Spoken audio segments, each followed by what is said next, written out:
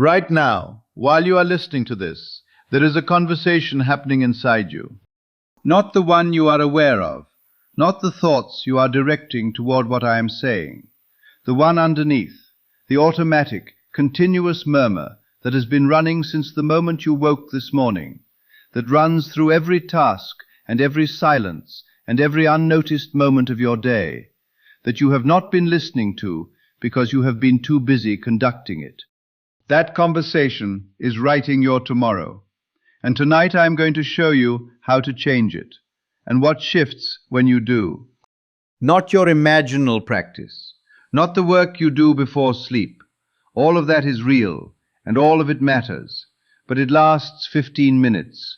The inner conversation lasts all day, and all day is where your world is actually being made. Tonight I am giving you 3 things: what the inner conversation actually is, how to hear what yours is saying right now, and how to change it in a way that runs on its own. Stay with me. Most people who come to this teaching think of inner speech as something they do deliberately, the affirmation they recite, the positive thought they substitute for the negative one.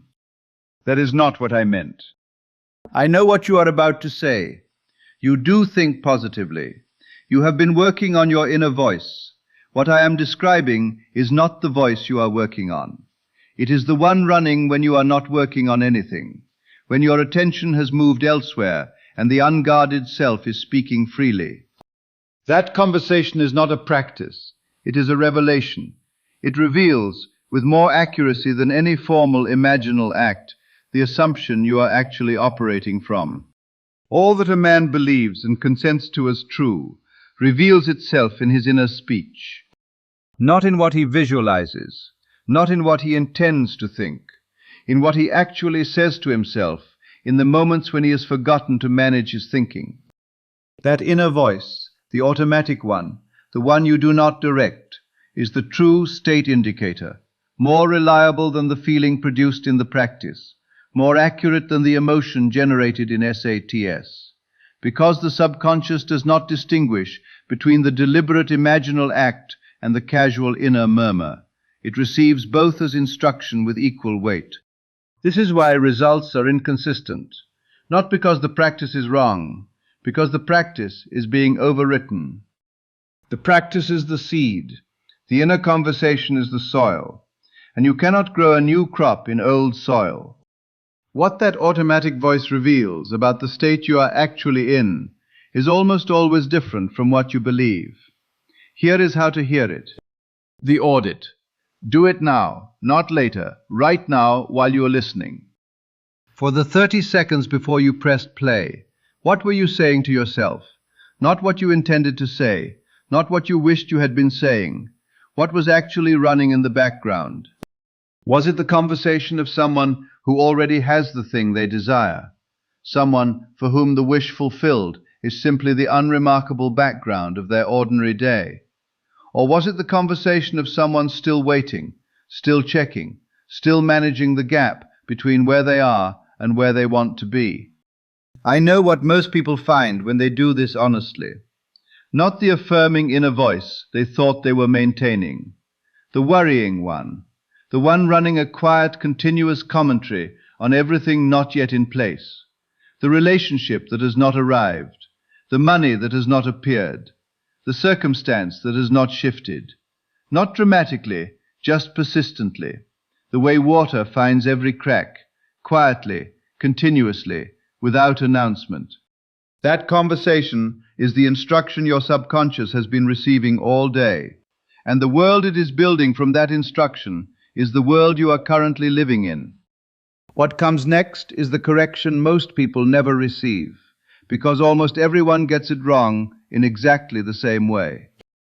The shift is not replacing the negative inner conversation with a positive one, not substituting worry with gratitude, or doubt with affirmation, or the voice that says it hasn't come yet with the voice that says it is coming.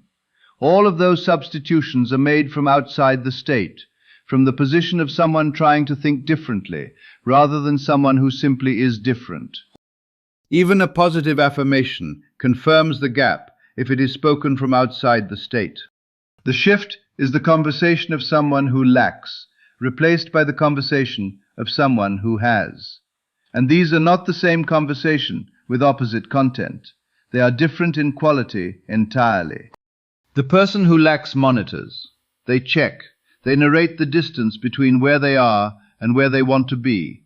Even when the narration is optimistic, the narration itself confirms that a gap exists. They think from having. That is the difference, not what they say, where they are standing when they say it. The person who has does not narrate the desire. It has receded into the background of who they are. They are thinking about other things, from a place where the desire is simply already true. I know it feels unfamiliar. The conversation of someone who has is quieter than you expect, because it is not about the desire at all. It has moved on. It is thinking about other things entirely. One question finds it immediately. If the wish were already fulfilled, not coming, not almost here, already done, what would you be thinking about right now? Not what you would feel. What would you be thinking about? What ordinary concerns, what unremarkable plans, what Tuesday afternoon thoughts would occupy the mind of someone for whom this particular desire had simply become the background of their life? Let one of those thoughts arise.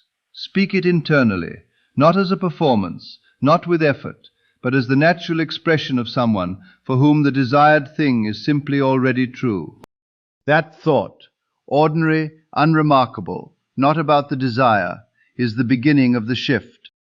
Not a declaration, not an affirmation, a thought the person who already has would think, because they are simply who they are. Now, do this in the ordinary moments, not in the formal practice, in the hours between the practices, in the car, at the desk, in the silence before sleep.